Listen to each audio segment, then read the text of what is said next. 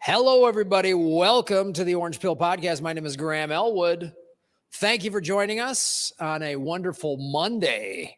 It is February 19th. Max and Stacy are traveling today, and they had, of course, thanks to good old American air travel, their flight was crazy delayed, and this is what traveling in a collapsing empire looks like, guys. When you travel in America, as someone that's traveled a lot throughout the United States, there was a time when I was traveling like 100,000 miles a year as a stand-up comic, and it's only gotten worse, air travel. But we got a fantastic show for you. We're going to talk about an article at the cover of Bitcoin Magazine talking about free Julian Assange. We're going to talk about an Ethiopian green mining project being funded by China and all of the big fat money that's rolling into Bitcoin thanks to the ETF. And we might have a special guest joining us today. Ron Placone, who is a Bitcoiner, will be joining us today to talk on the show. And Ron is someone who we put together some cool scripts and stuff like that. And so like, share, and subscribe to @OrangePillPod, also @Graham Elwood. Smash the like button. And I see Glenn T in the chat. Thank you, Glenn, for posting. This is important information. Max and Stacy, nor myself, will never DM you, and will ever ask you to invest or pay for anything. That's the thing. If you're new to Bitcoin, and as we talked about last week with Max and Stacy, but we're going to repeat this over and over and over again. If you're new into Bitcoin and new into crypto, there's a lot of scams out there, and you're going to see all of these fake accounts. There's a bunch of fake Max and Stacy accounts. There's even a couple fake Graham accounts. I've had fans tell me that, hey, Graham, you reached out to me on WhatsApp and asked, wanted to give me investment advice. I'm never going to do that. So look out, be aware of the scams. There's a lot of people scamming out there. There's a lot of fake accounts. Any YouTuber that talks about Bitcoin or crypto, believe me, there's scammers out there. Fake accounts pop up on Instagram, on everything else, and they're taking advantage of the fact that there's a lot of new people in the space, and they're going to try to scam you out of your money. That's what they're doing. So be very leery of that. So that's what's going on. So, and hit the like button, like, share, and subscribe. All those free ways that you can support our show, and share it out on your social media helps. We really appreciate that. So this is one of the reasons why I'm down here in El Salvador. We're in the beautiful Orange Pill Studios in downtown San Salvador, the capital of El Salvador, which is the capital of Bitcoin. We are in Bitcoin country. And there's a new place that just opened up in El Tunco, a pizza place. If you're ever in El Tunco, so El Zonte, that's Bitcoin Beach, where just about every place accepts Bitcoin in El Zonte. I don't think I found a place that doesn't. In fact, there's even vegan pupusas you can get there. The surf shops, all of them in El Zonte, which is great. But the whole point of President Bukele making Bitcoin legal tender is spreading adoption. And so El Tunco, which is about 15, 20 minutes away from El Zonte, it's another little beach town. It's another great little surf town. I love it. And they don't have as much Bitcoin adoption, but that's changing. There's a little market in El Tunco, and I saw some street vendors accepting Bitcoin. And there's this pizza place that accepts Bitcoin, which was really cool. And then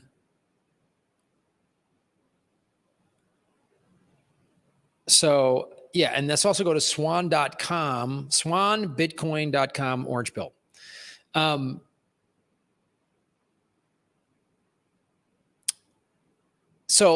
When you're in El Tunco, there's a couple little restaurants starting to take it. There's a gym that I work out at in El Tunco, Vibes Wellness House, that takes Bitcoin for your monthly membership, which is great. And the guys that run the gym are kind of new to Bitcoin, and I'm helping them learn about it, which is really cool.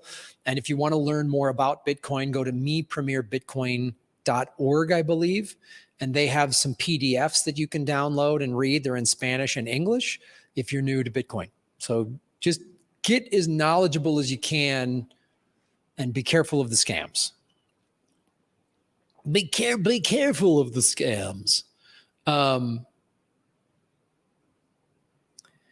And of course, you can support the show by going to hitting the dollar icon button, the super chat button, and you can support the show. And those questions I will absolutely ask. I will try to. I can't answer all the questions in the chat, obviously, but if you do that, we can answer that question. And it's really it's exciting living in this country because there's like, I was just talking to Ron, who's going to be on the show, about the hope that is in this country. This is it right here, Glenn.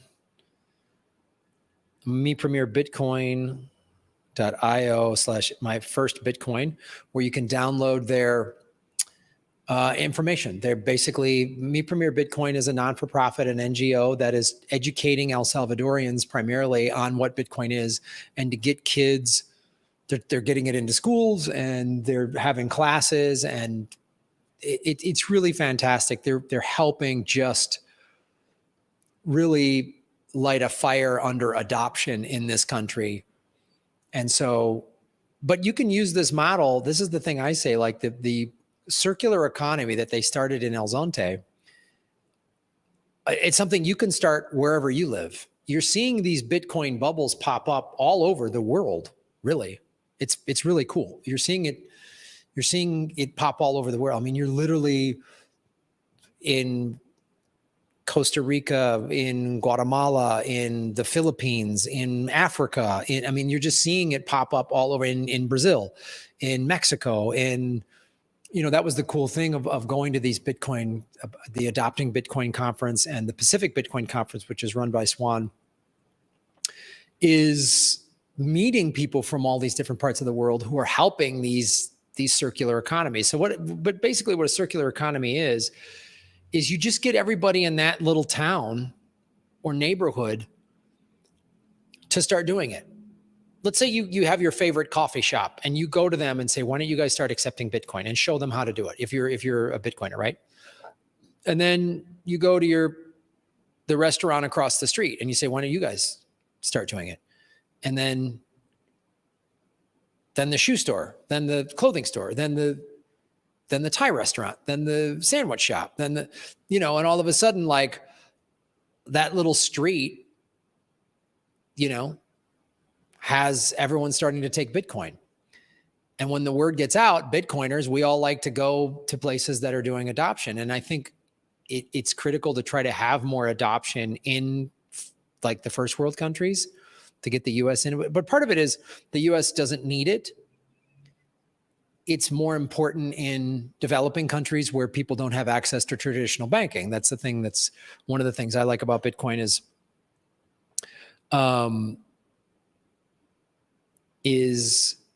the fact that there's roughly 2.5 billion people in the world that are unbanked. They don't have access to traditional banking. So they're sort of left out of first world economies, but they all have a smartphone. And then with that, that's how you can get into Bitcoin, which is one of the things that's cool. Here's Pacific Bitcoin tickets. If you want to buy for the next conference, it's in Santa Monica. I went last year. It was awesome. It was beautiful. It was really well run, 2-day event. I think they had a couple of other events on either end of it too. Just October in Santa Monica is perfect weather. It was just gorgeous, really well run conference. And I helped run the Los Angeles Podcast Festival with my friends Dave Anthony and Chris Mancini. We ran that for 6 years, and so I know what goes into running big live events with multiple stages and cameras and AV and different guests and a whole panel of shows. And I know how complicated that is, and having volunteers and paid staff. And I know, like, there's 1,000 moving parts to something like that. So to see when it's well run, I'm like, wow, you guys really know what you're doing. So yeah, that's cool. Can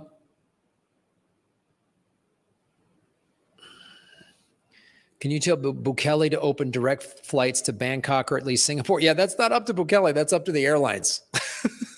That's the presidents of countries don't really have a lot of say in that. I mean, it's really reach out to your favorite airline and say, like, I wish United Airlines had a nonstop from San Salvador to Honolulu. That's just me. That's my surfer agenda.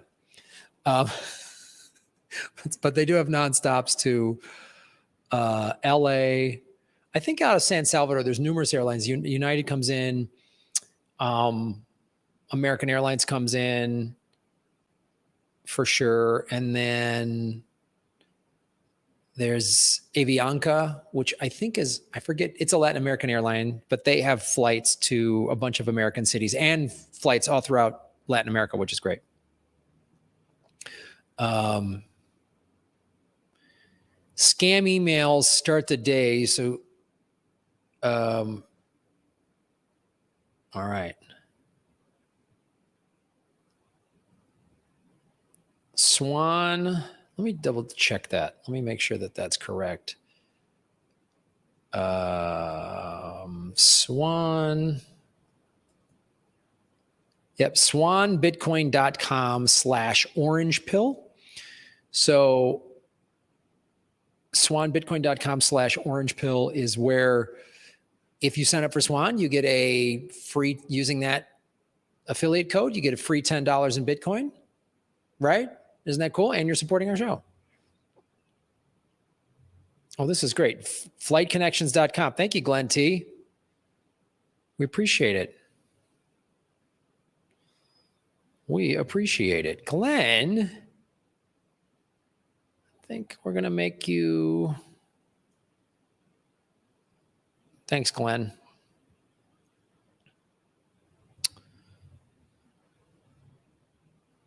Yeah, cheap flights. Avianca almost booked one for $65 yesterday. Avianca is great too if you want to hop around.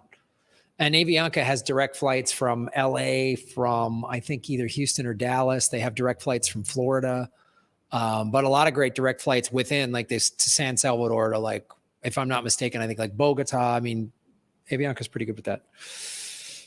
Folks,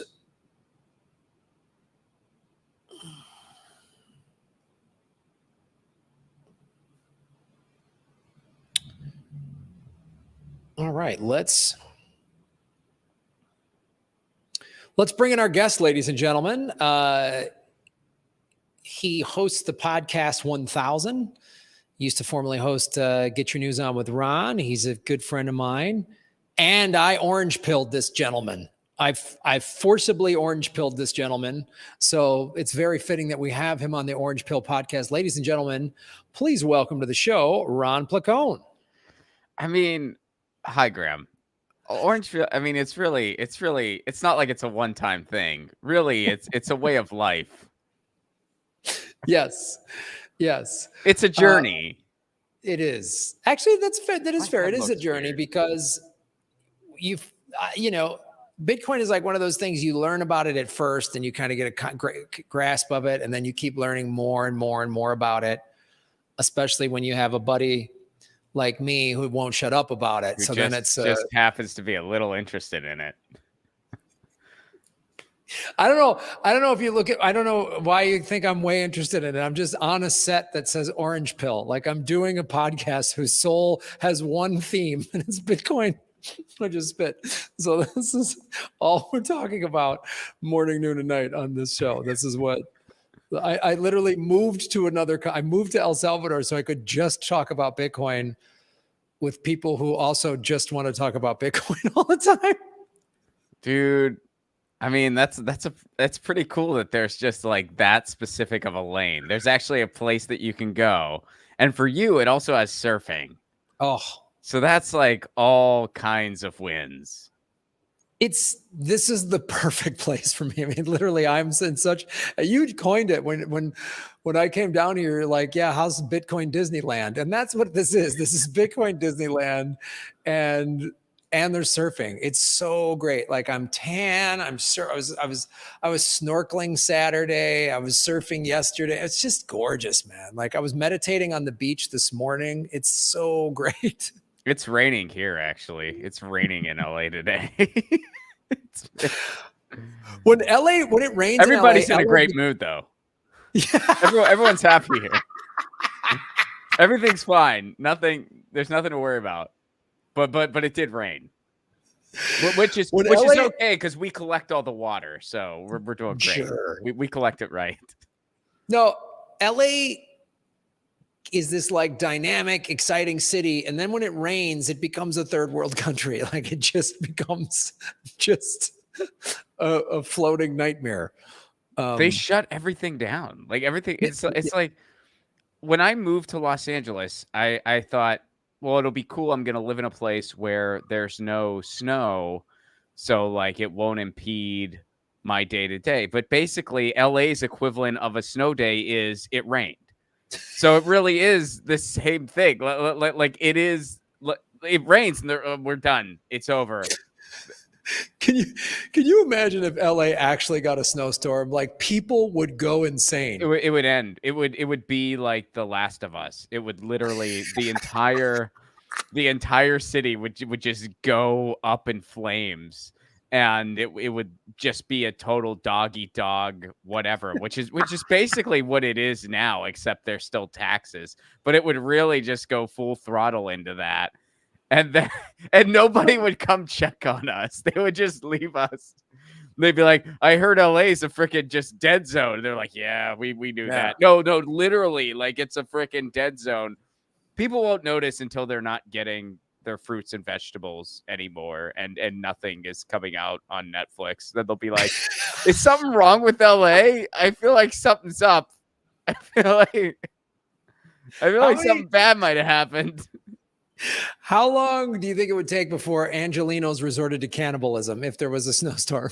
Dude, like 2.5 days. There would just be like one person who goes, it's actually way more health conscious than a burger, and it'd be on. Everyone would just be, let's eat people.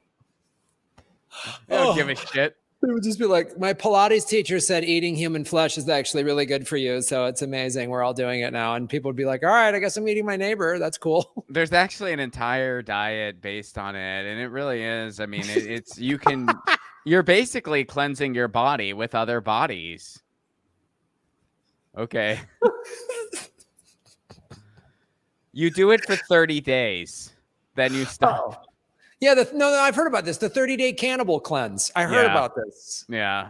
I mean, the alliteration really sells it. 30-day. And there'd just be Instagram influencers doing like cannibal cleanse. Like everyone would just be, it'd just be automatic. LA within like 40 hours, 50 hours, between 40 and 50 hours, people would be eating each other. It'd be great. So somebody asked the chat, what would the vegan equivalent be to the Impossible Human Burger? It'd be a vegan person. It would just be a person that was vegan. Person. Yeah, Trader Joe's would come out with this person vegan, a plant-based cannibalism. Yeah. Was this person vegan? It's like that episode of Portlandia where they're asking if the chicken had a good life. It'd be like, was this person vegan? Like, yeah, it says so on the packaging. This was a vegan person. So guilt-free consumption. So if your neighbor was vegan and you ate the vegan, then you would be a vegan cannibal? Is that still vegan? Yeah, well, still vegan. Well, then I would probably people would be wanting to eat me. You're vegan flex in that case. It's like, well, I'm vegan except for humans. Like, oh, I know a lot of people that do that diet. Great protein substitute. It's all the trend in LA. Or there's the 80-20 version where you're vegan 80% of the time, 20% of the time you eat people jerky. So that's also it's also a good option.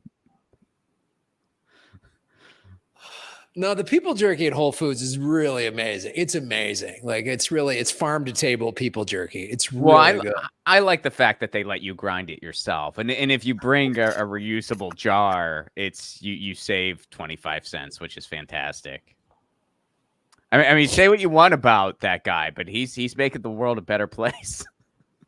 That's how insane LA is. LA would go this nuts on killing and murdering and eating other people, but they would feel like I'm doing the right thing. Like it's the people driving the hybrid to their private jet, like kind of a thing or whatever. Oh, yeah. Or my favorite is being flipped off in traffic by someone in a Prius with a coexist sticker on their bumper sticker. That's my favorite. LA. That's my favorite LA thing right there. That sums up LA all in one. Like, I drive a Prius, so I'm better than you. I have coexists, which is really it's those kind of hippie types bragging that they're like more enlightened than you, but then they flip you off in traffic because they're, at the end of the day, they're just rage-filled psychos who are just barely hanging on. Dude, this one time I got flipped off at traffic. This is actually like a fun flipped off at traffic story. I saw the van for Epitaph Records, which is a fantastic independent label based in Los Angeles. And I had only been in LA for a few months, so I was all excited. It's the Epitaph van, right? So I honked to the guy and yeah, I love your music. And the guy thought I was being impatient, so he flipped me off. So then later I tweeted at them and I was like, hey man, one of your drivers flipped me off. I wasn't trying to be impatient. I'm a big fan. And I was trying to say, hey. And they tweeted me back and they go, oh, sorry about that. And don't mind him. He can only see out of one eye. It was a fun interaction, you know? Well, that's a great exchange. That's a great exchange. It was fun. I just got finished eating a creamy peanut butter sandwich, by the way, before you recruited me to be orange pilled. This is one of the distinct problems I have with Ron Placone is he is a creamy peanut butter apologist. I think creamy peanut butter is a waste of everyone's time. I think you should be eating crunchy peanut butter, and I don't understand creamy peanut butter. It is an affront to me. But you're fine with smoothies. Smoothies it is the same thing. That's like the creamy peanut butter of fruit, and you're fine with that. I mean, I'm fine with both. I also like crunchy peanut butter. It'd be hard for me to find a peanut butter I don't like. Creamy peanut butter is still great. I mean, for sure, peanut butter is good. Now you're waffling. Well, you were militant that it wasn't okay to be fine with both. Now you're like, actually, it is great. I put it in my smoothie. Didn't want to tell you. Sometimes, and this is only because if Costco they don't sell the organic, no sugar added, all natural, chunky peanut butter. Sometimes they only sell the creamy, so I'm forced to get it. I'm forced to go down your rabbit hole of lies, Ron Placone, and put creamy peanut butter in my smoothies. So I hope you're happy. That's my point here. You can also make your own. I mean, you can start with creamy peanut butter and then you can add stuff that you like. I've done that before. Like I like flaxseed sometimes in peanut butter, so I can add it myself. I have the perfect amount. Okay, now this is like Ron's bragging that he puts flaxseed into his creamy peanut butter. It's very rare, but it has happened. I mean, we're talking like one time where and then I ordered a chef's hat like right after. I was like, this is a big moment for me. It's like sounds to me like you accidentally, like you had the peanut butter jar open and were like moving the flaxseed bag and it like spilled and it just spilled. Might as well eat it. And I was like, what a beautiful mistake. This is like it's the like hippie version of a Reese's peanut butter cup. Like, you got your flaxseed in my peanut butter. No, you got your peanut butter in my flaxseed. Yeah. And then no, that is one of the cool things about creamy peanut butter, though. You could just like basically take it and then put whatever else you want in it. You can't do that as easy with crunchy peanut butter. Like if I just want an awesome protein-filled bite of granola and peanut butter, it's easier to start with creamy peanut butter and just like throw some granola up in there, mash it up, and just put it in my face. That's like you live in an insane world, Rob Placone, and I'm not not really. Tons of people do that. You could put granola on crunchy. This is the dumbest argument I've ever had in my entire life, by the way. This is so stupid. I can't keep this going. Everyone in the chat's weighing in on their peanut butter tastes. See what you've done, Ron. All right. Well, I think we got to switch gears. Do a hard pivot here. We can pivot, man. That's the beautiful thing of doing a podcast is you can do hard pivots. And that's what I love about this show. Like Max and I have like riffed and then gone into a serious conversation about the Federal Reserve and then back to a riff. So hello, everybody. Welcome to the Orange Pill Podcast. My name is Graham Elwood. We're joined here by Ron Placone from the 1000 Podcast, which is a great show. Please check it out. I'm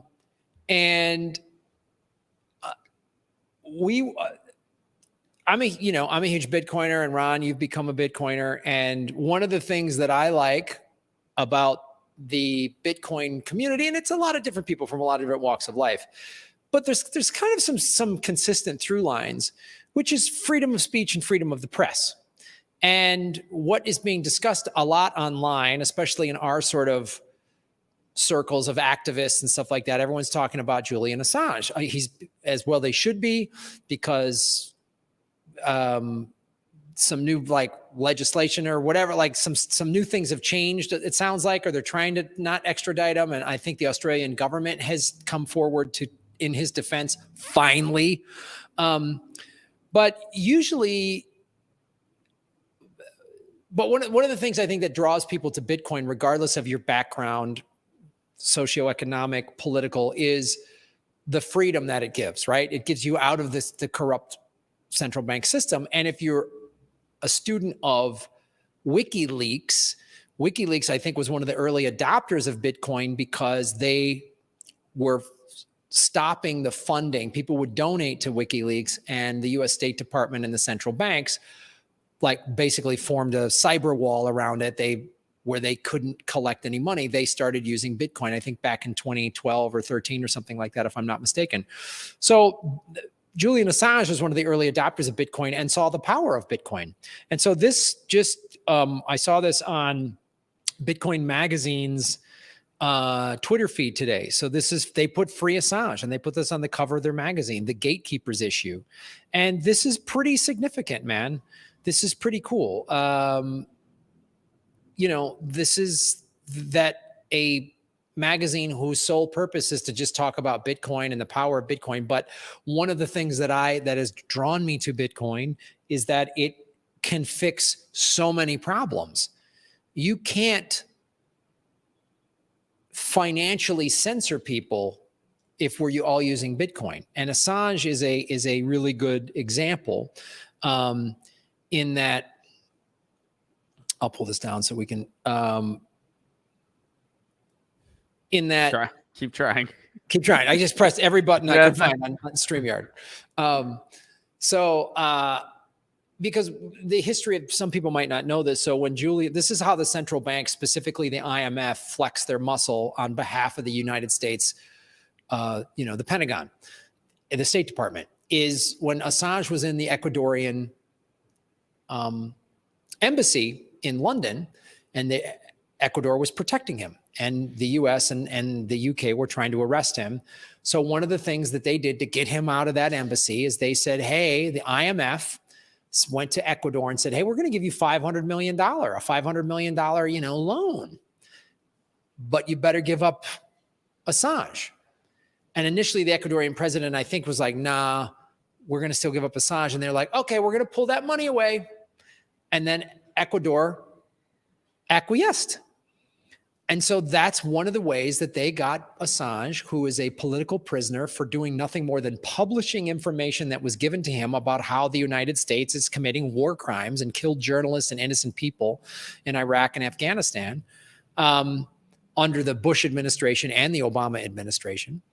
And that's how they flex their muscle. So this is a reason why I think a lot of Bitcoiners, when they learn about the central banks and how corrupt they are, and if they know anything about Julian Assange, they go, oh, this is again why the ruling elites and the central banks and the countries, the nation states, don't like Bitcoin, because they are going to lose their, Liz Warren has come right out and said, we can't sanction countries if everyone's using Bitcoin. Like, she just said it out loud.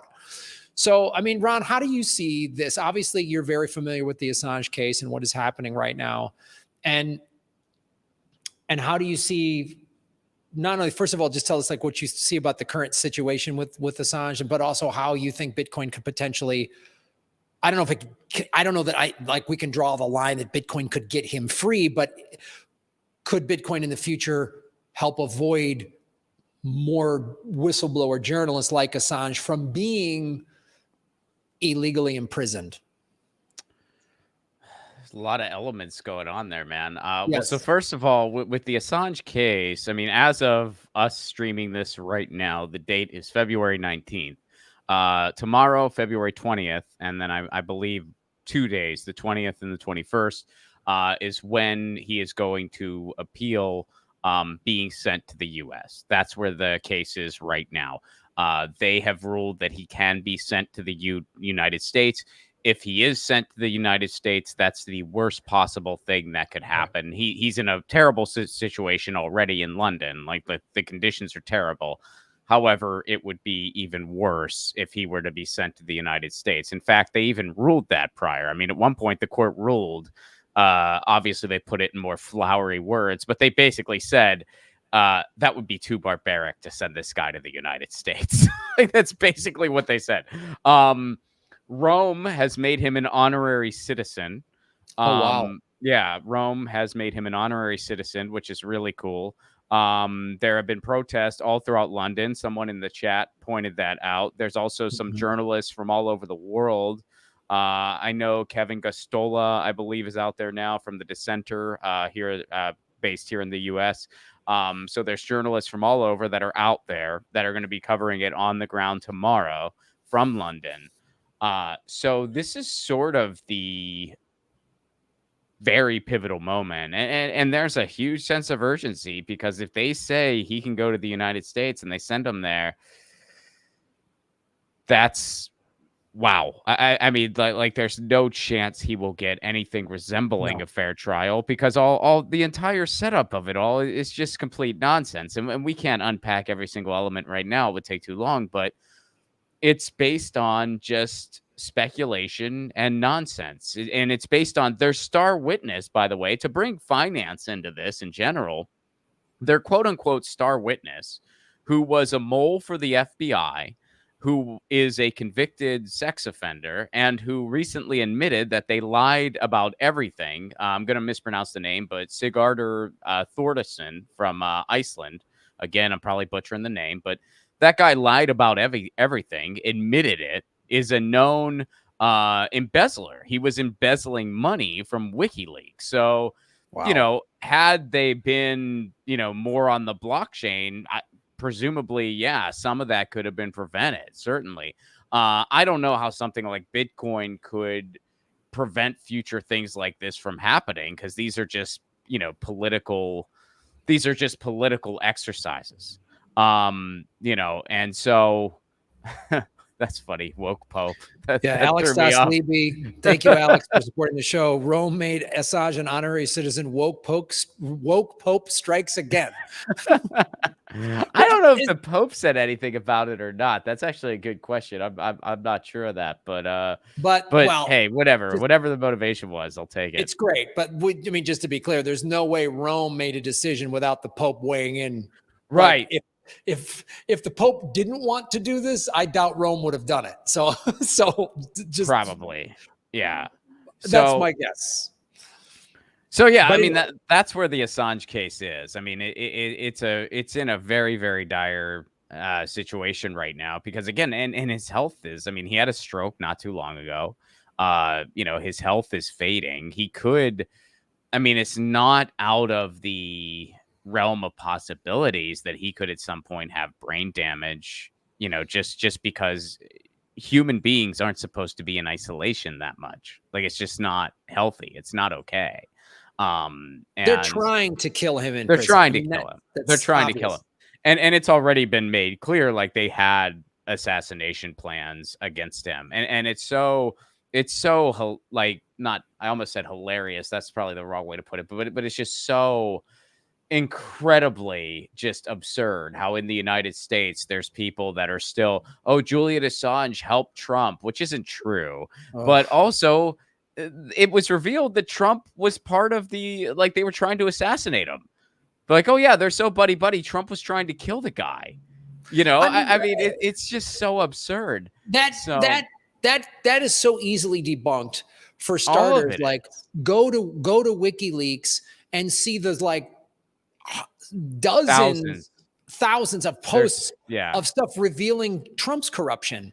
Yeah. Like, because WikiLeaks doesn't, if they get information and it's verified, they put it out there. It's that simple. It's not like this notion that like, WikiLeaks just has secret access to everybody's files, and they've numerous ties to Trump, numerous ties to Putin. Like, they've called out scams within Putin and oligarchs and big Russian corporations and the Clintons. Like, WikiLeaks just shows how they're all in bed together.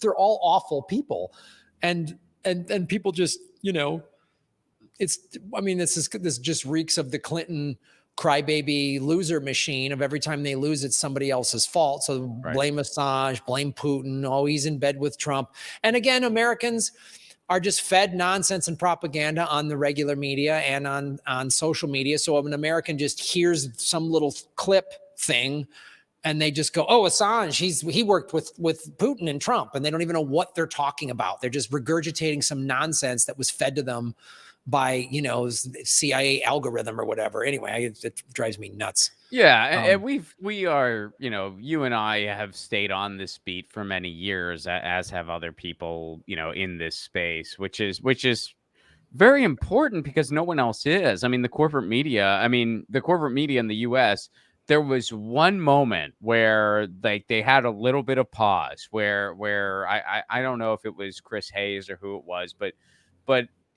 journalist, quote unquote, in the corporate media had a moment of pause where they kind of had a brief millisecond where they thought maybe this isn't good. But that was very, very short lived. Yeah. And then it was back to repeating, the nonsense propaganda about this guy. And it's in many ways, it is a remarkable thing to live through because you are witnessing, like, yeah, they're trying to kill this guy, and the only quote crime he committed was he published things that powerful people did not want seen.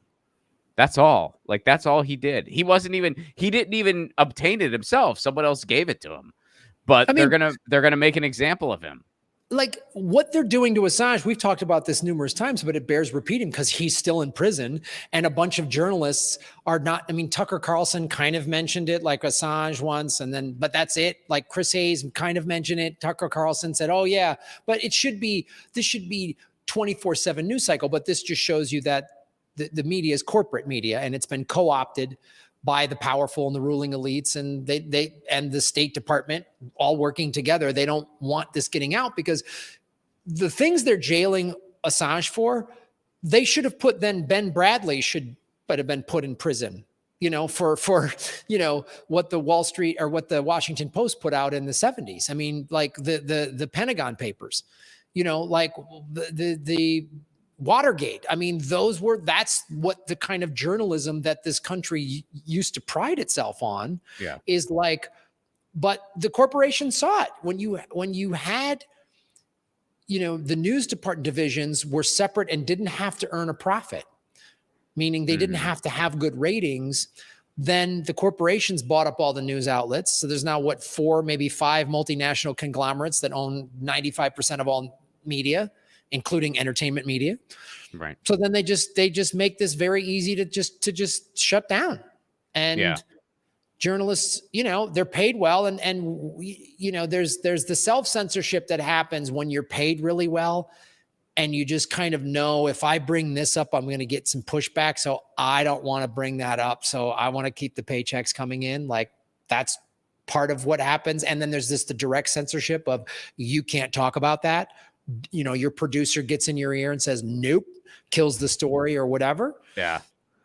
It's crazy, man. And yeah, we're just going through all of this in real time. And by the way, you mentioned, like, journalists of this country used to pride itself on. I mean, some of the stuff that he published that people are saying was just so objectionable. I mean, The Guardian published the same stuff, and people are just like, well, wait a second. How is it I mean, it's not object. It should have been published everywhere. Like it's stuff people have the right to know. But it's just like, well, wait, how can you, persecute this person? Like it is beyond beyond absurd. I mean, when you look at just the entire court case and just it's so absurd. And their whole premise is nonsense. I mean, it's just based on a lie because just publishing documents is not a crime. No. So they're trying to make it out like he hacked something. They have no evidence of that. Years have gone by. There's no evidence that that happened. They tortured Chelsea Manning to try to get a confession out of her. She didn't give one, because it's not true. I mean, if somebody helped me hack something and you tortured me for 6 years, I'd probably confess. Yeah. If that was true, Well, so, I mean, it's just so beyond absurd. And just knowing that it can happen is just so frightening. And it also shows the overarching just power of the United States. Speaking of which, I just put on the screen here a tweet from Edward Snowden. Another, you brought up the Guardian. This is back when the Guardian was still like doing journalism, when Edward Snowden revealed how the NSA is like tracking all of us. And that, again, happened under Obama, and Obama didn't go, oh, yeah, we got to do the right thing. Obama went after him. And Obama put Chelsea Manning in jail. Obama made Edward Snowden have to flee. And this is the thing, Edward Snowden, if you look on the screen here, unpopular but true, Bitcoin is the most significant monetary advance since the creation of coinage. If you don't believe me or don't get it, I don't have time to try to convince you. Sorry. I put that up there not just because, hey, this is a Bitcoin show, but Edward Snowden completely understands how not just, obviously he's going to get the technical stuff of Bitcoin quite well because Snowden is like a tech genius and he worked in the NSA, but he understands why it's a threat to those in power. So that's why Edward Snowden is also pro Bitcoin. And this is why, again, Snowden has been targeted. He's had to live in Russia for 15 years now or whatever. Chelsea Manning, as you said, was put in prison and tortured. We torture whistleblowers, and all of those arguments of like, I always say this too. There's no, I mean, you're right. There's no evidence that Julian Assange told Chelsea Manning to hack the computers or whatever. But my thing is this. If the evidence shows you're guilty, the evidence shows you're guilty. It's like if I broke into someone's house and found stolen merchandise or whatever, some big illegal thing, you had old videotapes of some illegal act that was committed, and I broke into this person's house and got the videotapes to show actually you committed these awful crimes.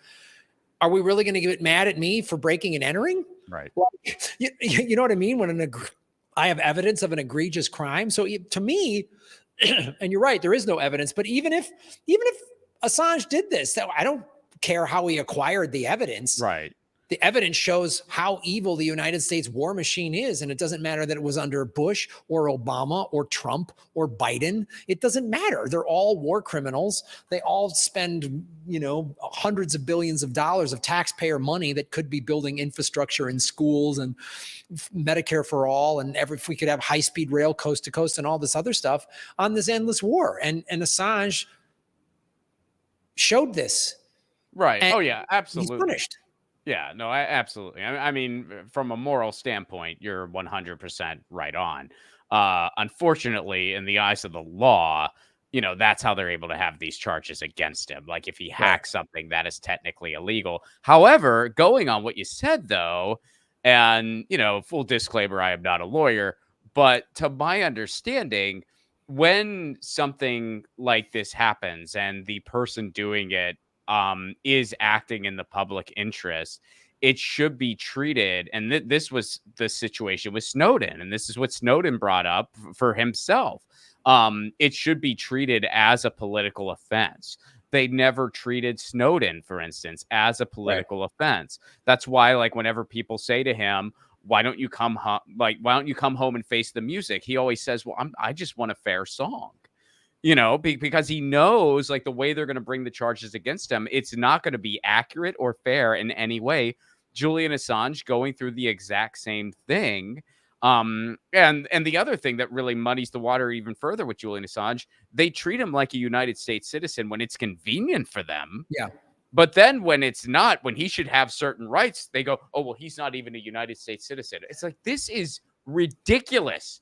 You guys play that card when it helps you and ignore it when it could hurt you. And I don't see how anybody just can't see how absurd this is. I think anyone who's really looked into it has. I think a lot of people, I mean, I've talked to just people in my personal life where I've completely flipped them on Assange. Like the topic will come up and they'll just repeat. And it's not like they're bad people. They just heard BS about it and just figured that BS was the full story. And then you're going, no, actually, here's what's really going on. And you kind of break it down and they look into it and they're like, wow, yeah, I feel differently about this issue now because I didn't know this, you know? So. Yeah. And that's, you see how powerful the propaganda machine is when we have friends of ours who are smart people. I have very smart, intelligent friends, but they say stuff to me and I go, oh, wow. I just say to myself, that's how powerful this propaganda machine is. Yeah. Like they haven't taken the time, because you know this from doing your old show, Get Your News On with Ron, and me doing Political Vigilante. We had to spend a lot of time sifting through the nonsense of corporate media and finding news sources that we were hoping, we're trying to believe were valid, that were indie media sources that were outside. It's hard. It's a lot of work to do. It's not easy to find, to go to places like Mint Press News or whatever these, Last American Vagabond or these outlets.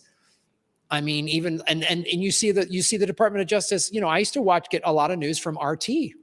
Mm-hmm. I used to watch Max Kaiser on RT. I used to watch Lee Camp's show. You and I were both regulars on Peter Lavelle's show, Crosstalk. And I would watch Boom Bust. I'd get my financial advice from RT. They shut that down because it could hurt the narrative coming out of the Pentagon and the White House. It was an American bureau run by Americans. It was RT America.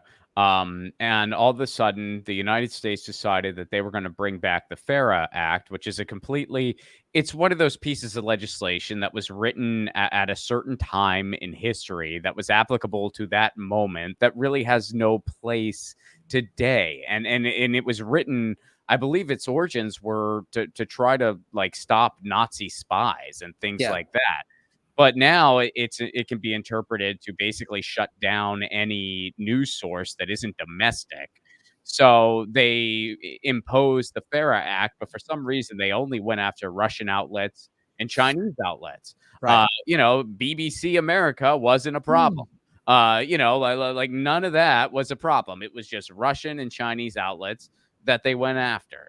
And again, we watch that unfold in real time. We all lived through the past 7 or 8 years where, people who seemed like intelligent people truly believed that people like Larry King and Ed Schultz were spies for the Russian government. It's just absurd. It's McCarthyism on speed. Yeah. And we've been living through it. And what's even more scary is those were the more laid back times compared to right frickin' now. There are times where I'm like, man, I really wish the carefree days of 2017 where people just told me with a straight face that they thought colleagues of mine were Russian spies. I miss those more simpler times. It's even more insane now. And it is. It's just. Remember the good old days when we could just go on RT America and some of our friends would call us sellouts to Russia and we could just as they went on MSNBC. Yeah, as they went on. Why would you go on an outlet like that? I'm going on CNN. I'll see you later. Why don't you that outlet is why would you go on media financed by a government when you could go on media financed by corporations? That's so much better. Yeah, and make no mistake, if the UK decided to shift its allegiance and say, look, we want to end the war in Ukraine, so we're going to kind of help that war end and kind of give Russia what it wants, which is no NATO bases in Ukraine, and stop the war. And Russia agreed to that and pulled out. And Russia got it's part of Ukraine that it wants. And Zelensky was like, yeah, I don't want any more Western interference. we would then turn, the United States State Department would turn on the BBC and Brits, and we'd be like, they're the new enemy. They would suddenly just paint them as enemies if they sided with Russia or China. If they saw the writing on the wall, went, well, the US dollar is about to collapse. America's been printing itself into oblivion, money printing, and its economy's collapsing. The BRICS countries are undermining America on a daily basis. We're going to jump ship and go and get out of the collapsing American empire. America, as it was collapsing, would be like, would be, no, we're going to outlaw soccer, or would just go, would go stupid nuts and could ban the BBC. That's the thing. If America just changes its allegiance, we've done this throughout history. I mean, it's a famous quote from Malcolm X. He said, look at World War II. Russia and China were our allies. And in all the movies and TV shows, Russia and China were our allies in World War II. World War II ends a couple years after World War II. Suddenly, Russia and China are the bad guys. They were allies of convenience. Saddam Hussein, well, we loved him when he was, when the CIA was funding him in the Iran-Iraq war in the 80s. And then he said, I'm going off the petrodollar. And suddenly we didn't like his dictatorship. He was a fine dictator when he was on our side. I mean, that's America's hypocrisy. Anyway, I could talk about that for hours, but it's really hard being the world's bully. It's just hard to keep track of it all. Who are you supposed to? Who are we? Who are your friends and foes this week? Well, hello everybody. Welcome to the Orange Pill Podcast. I want to shift gears to some positive news here that is happening. Let me bring this up here. So one of the things that happens in Bitcoin is people who don't understand it, say it's bad for the environment. And Bitcoin has now answered to that. And I think what happened was Bitcoin mining takes a lot of energy. There's no two ways about it. And Bitcoiners who are like solution-oriented problem solvers, especially the people, the core developer types and the miners, like a lot of smart tech and finance people, have done several things. They've found where there's wasted energy at a power plant that just is being wasted, and they attach Bitcoin mining operations to it to utilize wasted energy.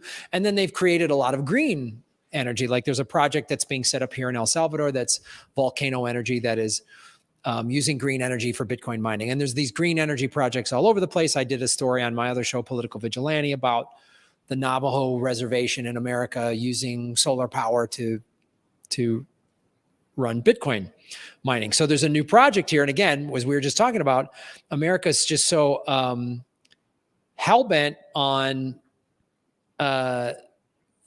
China as the evil enemy and all this stuff. And this is like, and people say, yeah, but China's done this and this. I'm like, I'm not saying there aren't legit criticisms of China, but China is not even close to the awful stuff that America's doing. And one of the things that China's doing that America could be doing, it's actually spending money in the Silk Road Initiative to get allies. We go get allies by sanctions and war and destroying societies. China comes in and says, we'll build you a port, we'll build you a stadium, we'll build you they built a library here in El Salvador. It's state of the art, one of the most amazing libraries in the world now. And sure, China has people go, yeah, but they got strings attached. Of course they do. If I invested in your project or you invested in my project, there's strings attached. You expect something for your investment. But what would you want? And an investor saying, we're going to give you a bunch of money to build up your country's infrastructure, or we're going to bomb the ever-living snot out of you and ruin your generations and kill people. Like, what would you take? Yeah, give me the money and I'll take whatever deal you got. So this is clearly one is better than the other. Yes. In comparison, it's yes. Like, I mean, there is no like, all total altruistic good guy of the world. That doesn't exist. All of the world's superpowers have an element of bad about them. However, there are different levels of bad. And look, it's the hilariousness of American hypocrisy of this country, America, that is the most capitalist place ever. Is like, boy, China's just giving these countries money because they want profit in return. Like, that's all America does. Like, with everything, with schools, we put people in jail for smoking a plant. Like, what? What are you talking about? Suddenly, China's just trying to make a profit, and America isn't. But this is again at Bitcoin Magazine Pro. The Ethiopian government is set to enter a partnership with companies from China to establish powerful new Bitcoin mining infrastructure in the country, all centered around a massive hydroelectric dam. So that's another thing that I've seen Bitcoin mining projects do. When I was at Adopting Bitcoin conference here in El Salvador in November, I was part of this Bitcoin Film Fest. And there was somebody that had a documentary of all of these Bitcoin mining projects going to pre-existing hydroelectric dams that generate a lot of energy. Dams, people think dams are to generate electricity. Most dams are for water management, and you can then use the water management to generate electricity, right? So they again found these dams where there's excess energy being used that no one is using, that's not going into the power grid that they're attaching mining to. And so this is what China's doing. I mean, what would you rather have America do, Ron? Do stuff like this in Ethiopia, or sanction and bomb and back some horrible dictator just because he's going to let your, oil companies go in there and wreak havoc? I mean, like, what would you rather have? Yeah, the choice is obvious. And yeah, when you see stuff like this, because, when it comes to Bitcoin in general, I'm not, I'm not where you're at. Sure. But I'm also not, you hear people on the total other end that just, and, people that are completely dismissive, excuse me. I don't get it, because I'm like, how can you look at, stuff like the blockchain and all these different advancements and say there's nothing good in this? There's nothing valuable in this. Like I just don't get it. There's so much, and so when you bring it to the environment, it's up a lot of energy, and I'm like, yeah, I don't dispute that, but at least they're being proactive about it. Can you say the same thing about Wall Street? And for I mean, and for a long time you couldn't. Now in the finance space, there are ways you can divest your investments from fossil fuels. Like there are like kind of investment portfolios that are doing that now. But the reason I think part of the reason they're doing that is because cryptocurrencies first started to try to green their processes. Like they did it first, and then you saw, the traditional finance market, however you want to put it, then you saw them kind of follow. Because all that being said, there's still like horrific fossil fuel investments that go on every freaking day. Well, you bring up a great point, and again, it's sort of, this is how it's the same thing we were talking about with Assange. It's the same propaganda tactic that, like, I think a lot of the central banks and people and politicians that are going to lose their people like Liz Warren and a lot of American politicians in both parties that are like, we're going to lose our power, we can't sanction people. It's the same thing. They just hear something like Bitcoin's bad for the environment. Yeah. And they go, I read Liz Warren's tweet, so it must be bad for the environment, without just doing some basic logical extrapolations of like, Bitcoin uses a lot of energy. Yes, it does. Do you want to add up just amount of energy that ATMs use? Do you want to just total that one up, right? Just off the, right now, like what ATMs and brick and mortar banks use? And you brought up Wall Street, how much energy Wall Street just uses in terms of their physical infrastructure. Not to mention the other thing you brought up, which is Wall Street is backing the petrodollar and coal and natural gas and all these things that are horrible for the planet. Where Bitcoin, this is the thing I love about it, it's adaptive. It goes, yes, these mining rigs, which are basically just hard drives. And so, they're going to take up, like, if we were to pack this room full of Bitcoin mining things, be basically a bunch of hard drives running 24/7, it would use 5 to 10 times the amount of energy that we're using right now just to run this show.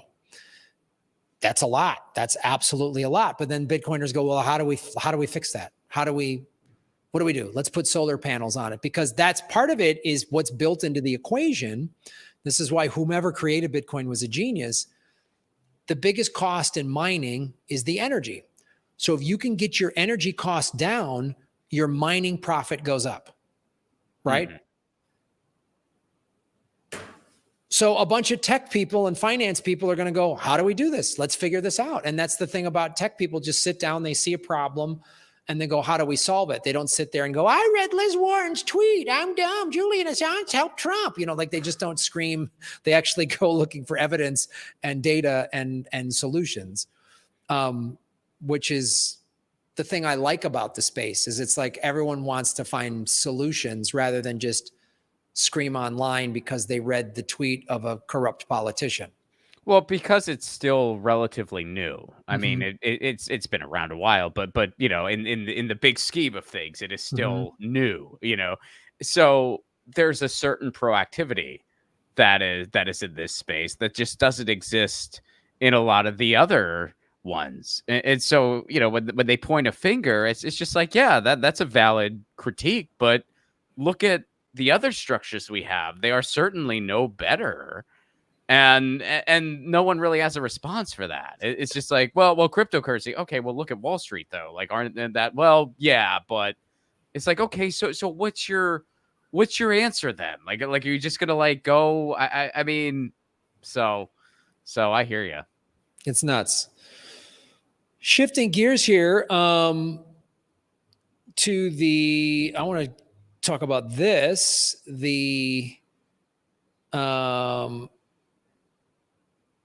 Just as before we wrap up here,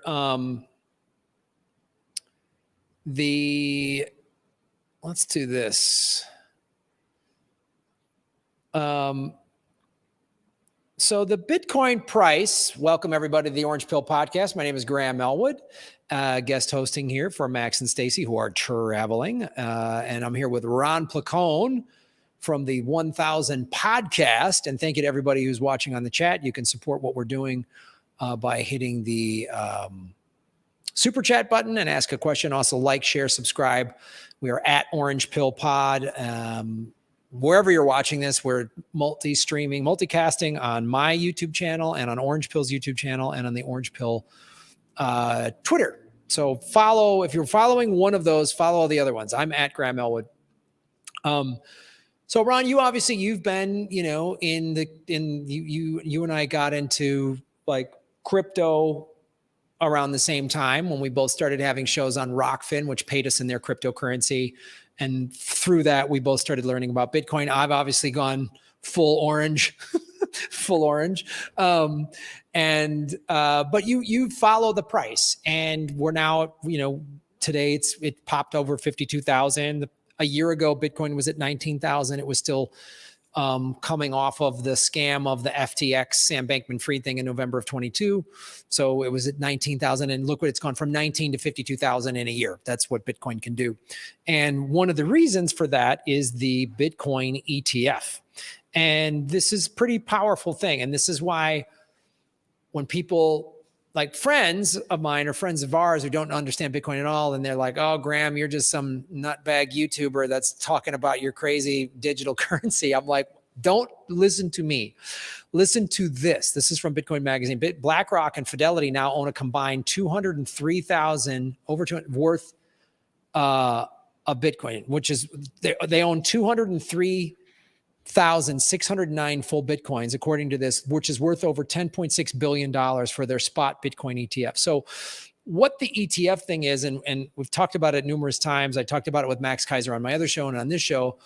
The ETF, in my opinion, is an inferior product. It's basically a certificate that you own Bitcoin rather than, it'd be like, do you want to own actual gold coins or do you want to own certificates that say you own gold coins? That's what an ETF is. I think it's better to just buy Bitcoin on an exchange, pull it off the exchange, put it on a cold wallet. That's just my opinion. And a lot of people agree with me. But what the ETF is doing is it's making it easy for consumers who, there's all these portfolio managers out there that are managing several $1 trillion in people's assets, just going, hey, we can just take 5% or 2.5% to 3% of your portfolio and put it into these Bitcoin ETFs. So people go, yeah, okay, so that's where all this money is flooding in, and that's why the price is going up, which a lot of people predict more of these ETF money is going to come in, which is going to create FOMO, fear of missing out, and it's going to drive the price up to 100,000 or more. So Ron, as someone who's like obviously not as avid as I am, but you pay attention, like you You are paying attention to this.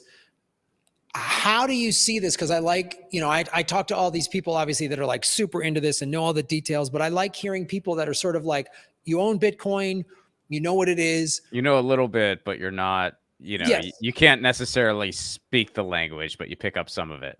Yes. You know Yeah, more than someone that doesn't know anything about it. it's very kind. Thank you. No, Can I put that testimonial on my website? I say I'm that. not going to mention Bitcoin. I'm just going to say in general, you know more than someone who knows nothing. Graham Elwood about Rampla Code. Thanks, buddy. That's my endorsement of you. Use that as a quote, Ron. Put that on your website. I appreciate it, pal. Thank you. No, because I'm really, as I get more and more into this space and being in El Salvador and going to these conferences, I'm really seeing like, in my friend group, I'm the guy that knows the most about Bitcoin. When I'm here, I'm the guy that knows the least about Bitcoin.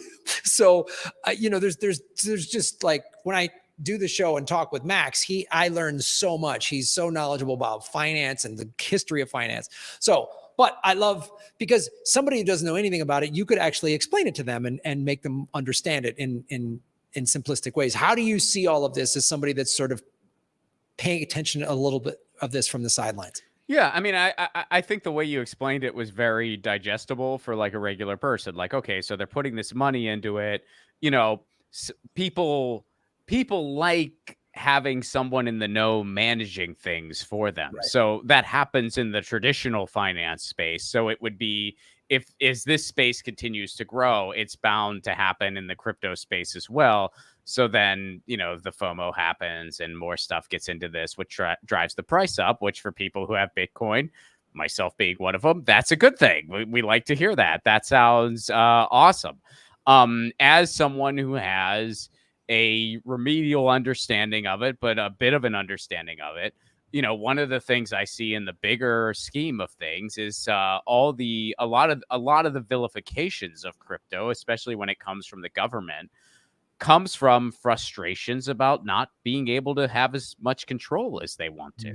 That's what a lot of this goes into. And a lot of these pieces of policy, I'm not, like super, super fluent in crypto the way you are. But I am very astute when it comes to digital rights. And those two issues intersect because often when you see the crackdowns or the attempted crackdowns on crypto, there are some serious privacy concerns that go along with it. And one of those pieces of legislation Liz Warren was a part of, and you and I talked about it at the time because I wanted to make sure it was on your radar. And I said, you really got to amplify this in the crypto space because this is dangerous to the crypto community, and it's also, dangerous to the digital rights community, which should be everybody who's on the internet, So I see those connections, and I also see. I remember the thing that really annoyed me the most, as far as the crypto negging, was when Bill Maher did a segment on crypto, and his big grievance was basically he didn't understand it. And I remember just watching that. I'm like, so you just don't get how it works? So it just sucks for everyone then because you don't get it. It's one of those beautiful Maher moments that, thank God, this is when I do love the internet, is because and he's so snide, and rather than go, gee, I just don't know a lot about this, so I want to learn more. It's like there's a thing from like 15 years ago where he's like, these new smartphones, are they really smart? And he's just like, wow, you sound like a dumb. Oh God. Nice. He's the guy that literally, 20 years from now, he's going to be like the guy that was like the Wright brothers and their little flying bird thing. Really? Well, that, like these four guys from Liverpool. I mean, it sounds like cats dying. Like he's just going to be wrong, like colossally wrong. That guy has been around all through history, and they've always been annoying. That guy's always been the wheel. Come on, my feet don't look like a wheel. Yeah, and a lot of them, they're not just some guy in a bar stool. They had big influences at the time. I mean, they're these huge. I mean, watch the movie Imagine, right? where they're doing, and John Lennon has some huge journalist critic guy come in, and he's all like, you hippies, and he's this real notable guy. Do you remember his name? No. Of course not. No Yeah. one does. You Yeah. remember John Lennon's name. That's why. Like, I always say this all the time. Like, that's my favorite thing is to do that or go, tell me the name of the biggest jazz critic when Miles Davis and those guys were creating bebop, and people go, no. I go, neither do I. No one does. Who cares? Yeah. Like 20 years from now, Bill Maher is going to be some like, oh, wasn't he that old dude that was always wrong about everything? Or just like, he's just like, no one's going to remember him. Isn't he the guy that didn't want to pay his writers? Yeah, that's the guy who didn't want to pay his writers during the strike. Oh, that guy. Yeah, wow. I mean, I could go on and on. There's a great thing when people were, there's a website, I think it's called 99 Bitcoin Deaths, and it just plays articles throughout Bitcoin's history since its inception in 2009, when it's like, Bitcoin, went to $1 and then collapsed to 30 cents, and Bitcoin goes to $100 and then collapsed to $50. And it just shows how every time there's a big price pullback, everyone's like, this is it for Bitcoin. It's a scam. And it's like, there's an article that was circulating that'll come out every once in a while in the New York Times, an op-ed piece in the New York Times in the year 2000. So not 1950, in the year 2000, saying the internet's a fad and probably isn't going to last. I was thinking of that one. I was like, well, remember all those like internet's a fad thing that was never going to, I mean, they thought when like the Palm Pre's came out, which led to eventually the iPhone, people thought that was going to be a fad. No one's going to want that. Who's going to buy that? And you see what happened, obviously. So yeah, I mean, it's like, I see those trends. You and I, because of a situation that we were just in the right place at the right time for, we have seen firsthand, one of the, I would say, among the most positive uses, for this type of technology. Like we have seen what it can do in the creative space. It has a lot of positive uses to compensate creatives and to help us, make what we do a sustainable venture. And when you look at what Spotify is doing, for instance, I mean, this would be, the blockchain is definitely a way to fight back, because then there is an e-trail essentially of this is what this content is actually generating. So it's just clearly a better way to do things. Now, like for every situation like that, or are there some situations where it didn't play out in certain circumstances? I'm sure. But, you and I have seen firsthand, like a positive element of this. Again, that's why, when people say, oh, that there's just no redeeming value in this, I'm just, well, then I guess I've been dreaming for the past like 7 years. Someone should wake me up. I guess I imagined, so it's like, we know, it's like, no, clearly there's some, there's definitely some positive uses, clearly. So yeah, as somebody who, I don't know if you would call me a dabbler or just sort of, fell into the space somewhat. I mean, those are the things that I see. And there are intersections with areas where I am, much more of an enthusiast. Are you? And yeah, I think that's the main thing I'm really trying to advocate for and help create, is some type of, like you say, where, artists get paid, and somebody downloads our thing, all of our wallets are attached and it's on the blockchain. So if somebody downloads your new comedy album for whatever, $10, you get this, you see the transaction on your phone. You go, oh, I just got $750 and, boom, 750 and this, and my producer got 50 cents, and everyone's wallet is attached. It's all transparent. I mean, that's the thing I said when I was walking the picket line this summer for the SAG and writer's strike, was like, I've said this and I'm going to keep saying this. I was walking the picket line with a bunch of actors and writers and directors who are all huge Bitcoin advocates. They just didn't know it yet. So that's one of the things, like, again, why I'm super bullish on Bitcoin. It's not just the ETF and the big money management with their trillions of dollars in assets coming in. Obviously, that's a very good reason, but I think it's going to transform our industry for the better, so that artists aren't like, as I've said, I've got 2 movies on Amazon that they keep telling me they haven't made any money. And I go, well, how do you know that? Oh, because we told you. Right. Oh, thanks. Like, there's a series that I did, the strip on Cram on the Game Show Network. Game Show Network is owned by Sony. I was literally walked the picket line outside of Sony this summer because they've been rerunning my game show for the last 2 years, almost 3 years now. I haven't gotten a penny. Yeah. It was a union show. It was before SAG and AFTRA merged. Quick history lesson: SAG was the film union, AFTRA was the TV union. Now they've merged into SAG-AFTRA. So I can excuse a little bit of like, oh, maybe some paperwork was lost before the unions, but I'm not getting a penny. They're rerunning the show. Someone's getting paid. They're making ad dollars off of that. They're licensing that show to these various platforms like Pluto TV and places like that. I'm not getting a penny. I'm the host of the show. I'm in 90% of the shots. The writers aren't getting a nickel. They wrote all this stuff. I improvised a lot. So one of the reasons I was hired was my comedic improbability skills. All right, Graham. Don't downplay your writers. Don't. I'm not just kidding. I'm just kidding. I know you weren't.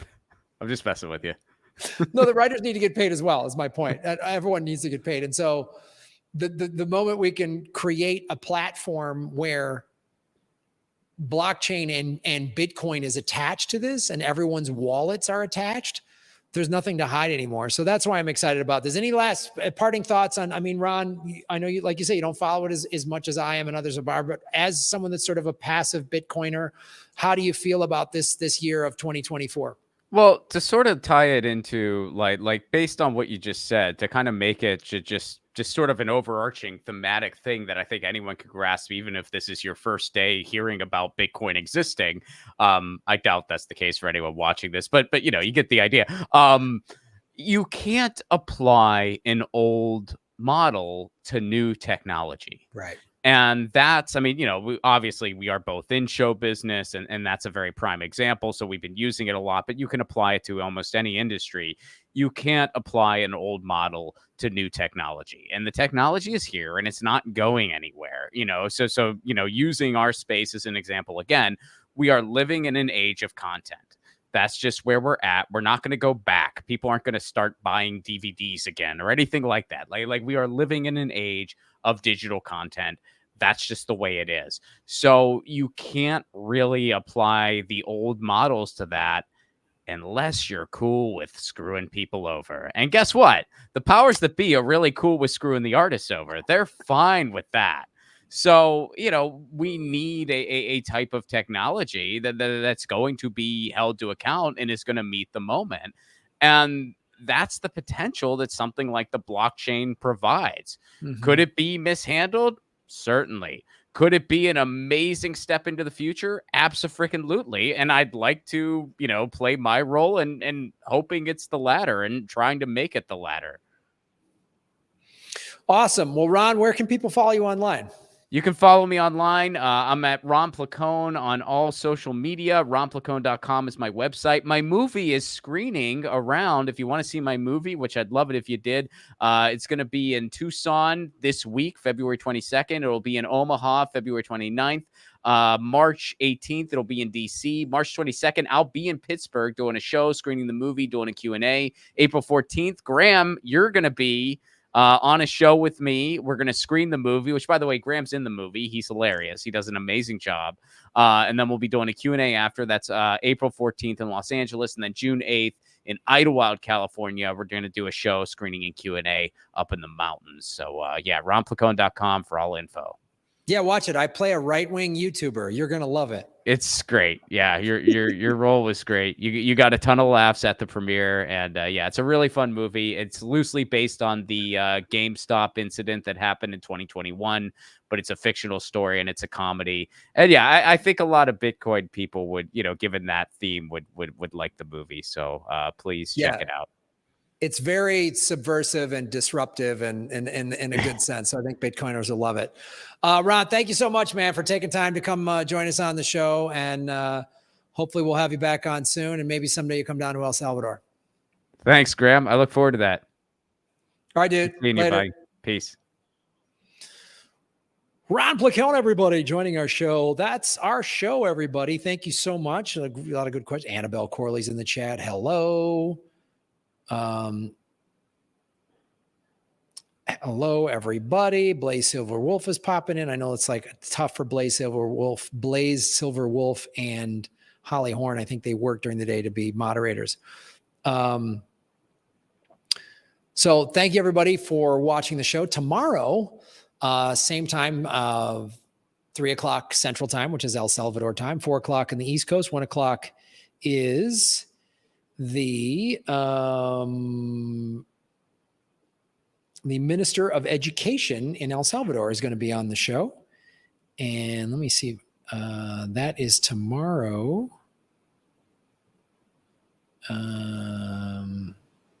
Yes.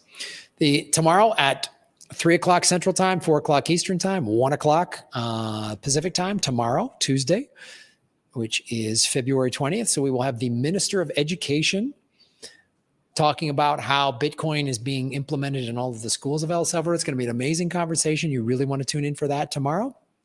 And of course, Wednesdays at 1 o'clock Pacific Time, 4 o'clock Eastern, we will do government secrets.